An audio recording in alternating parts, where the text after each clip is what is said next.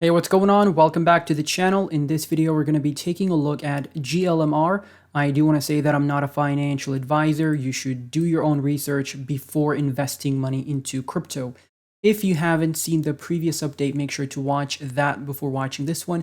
It's going to be linked in the top right-hand corner of the screen. Let's get straight into the TA. Jumping into the daily chart on TradingView, as you can see, we are breaking out of this channel down pattern. Seemingly, this was a bear flag, right? You had this pole and you had a downtrend, and this was looking like a very, very nice bear flag.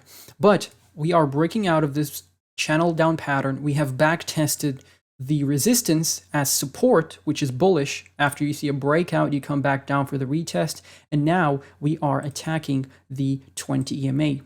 The yellow line, right? So that could be your first target if you bought off of this low here. You bought off of the 2.414 Fibonacci, let's say.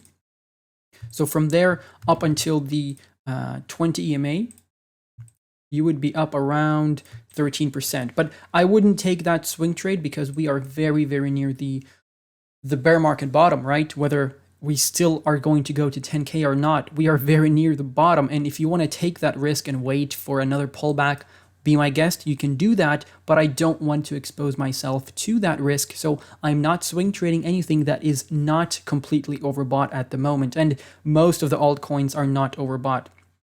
So if you see Glmr or any really crypto do something like this in the next couple of weeks, yeah, sure, then you can take some profits. If it's gone parabolic, it's gone absolutely vertical, but in any other case, I would just stay safe and either stake, move the crypto away from exchanges and just hold it until the next bull market, because trust me, the gains you're going to make by simply holding are much more than what you're going to make with this one little swing trade and make that extra $50, right? And have that additional risk on top of that. Now, what we could be doing here is we might be having a retracement all the way back up to this resistance block, and we want to test this as resistance to confirm that it's resistance.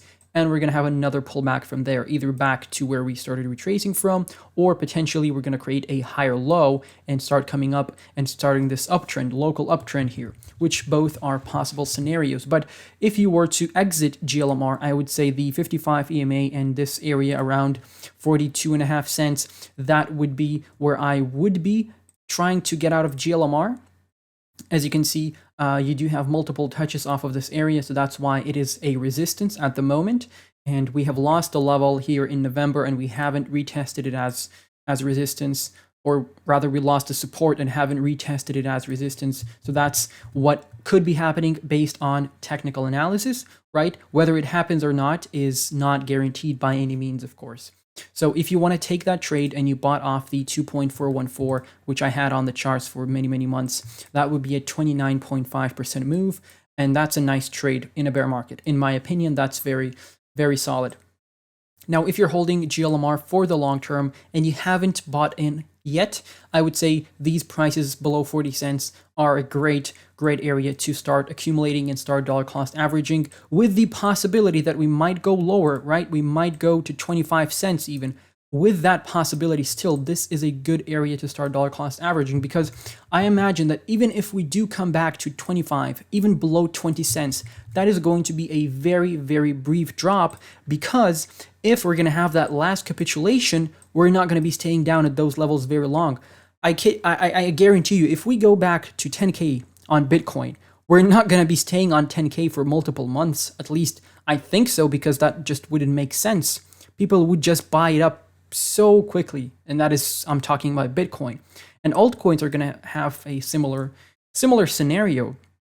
You're going to see these large wicks to the downside, right? You're going to see something like this. You're going to have this candle here, right? This is going to be your candle, and you're going to have this large wick to the downside, right?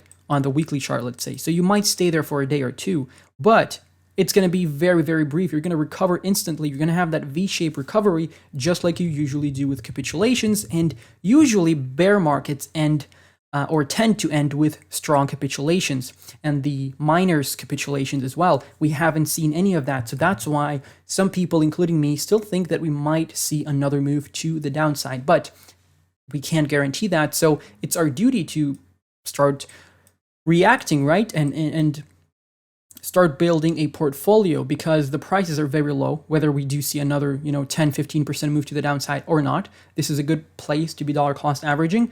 Obviously, don't be a degen, don't go all in, especially into a low cap project like Moonbeam. Have a strong higher cap altcoin portfolio, have some Bitcoin, Ethereum, and then start, going into projects like Moonriver and Moonbeam because they are higher risk just because of the market cap. So you have a couple of resistance levels above us. You could also target the second fib level here at 54 cents. That's going to be a very nice area for you to take profits at. And let's switch over to the daily RSI. As you can see, we're breaking out of the yellow trend line, or above the yellow trend line, I should say. We just had this bounce off the blue trend line. Well, almost a bounce, right? You nearly bounced off of that, and right now you're seeing a breakout, which is bullish in my opinion. That is great. We're breaking through a major resistance level. We did that previously here in October. That was a fake out because we came back down.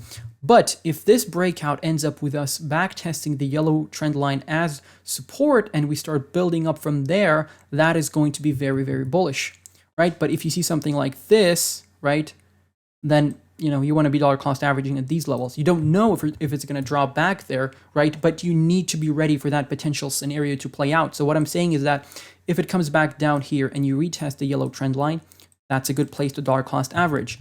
And have some spare fiat in case you drop even lower. And even then, have even more spare fiat in case you go even lower, right? Because there's always room to go lower. Trust me, I've been through many, many corrections, and at this point, every pullback, every capitulation is an opportunity for me, and I'm happy when I see that because I know that this is a discount, this is an opportunity, and I want to buy as cheap as possible. Now, let's jump into the Binance chart.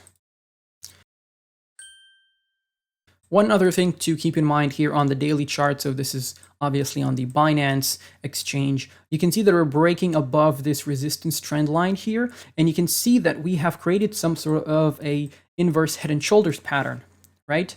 You've done something like that. If we switch over to the 4-hourly chart, or let's say the 12-hourly, that might be a better, this is way better. So if I get a trend line here and connect the two lows in between the shoulders, right? So you have your left shoulder, your head, your right shoulder, and right now you're breaking above the neckline. So that is a bullish indicator. If I take a trend line from the top to the bottom of the head and shoulders pattern and I place it at the point of breakout, you're going to get a target somewhere around 41 cents. And that's perfectly aligning with this resistance level that we created early in November. We ran into that level as resistance after the initial capitulation with FTX. We came back up for a little bounce, and then we got rejected from that level. So that is going to be something that you could eyeball for a potential exit if you want to exit GLMR for whatever reason, right? Maybe you entered for a quick short-term swing trade. That's also possible. So feel free to take a look at that level. And this is the 12-hourly chart, like I said. This is a nice bullish pattern here. And the fact that we're breaking out right now is pretty good. Hopefully, this will not end up being a wick, just like we did over here, just like we had a wick over here, and just like we had a wick over here. So if we get enough buying pressure and Bitcoin starts rallying a bit, because we're seeing Bitcoin move above $17,000 right now. So it's a good opportunity for you to maybe put in some swing trades, but I would just wait, right? The 55 EMA on the 12-hourly chart is going to be obviously a major resistance level, and next up we're going to have the 40.5 cents here, which is our November 11th resistance. So that should cover it for GLMR for the midterm. Obviously, long-term, whatever Bitcoin does, GLMR will follow unless it, files for bankruptcy or whatever. But I don't think that's going to happen. GLMR and Moonriver are solid projects, and I do think they're going to perform very well in the next bull market. If I missed out anything important on the charts as well, please let me know down below in the comments section. Feel free to follow me on the charts. Feel free to follow me on Twitter, not on the charts. And feel free to check out my Patreon linked down below as well. I'm going to catch you in the next one. Goodbye and good night.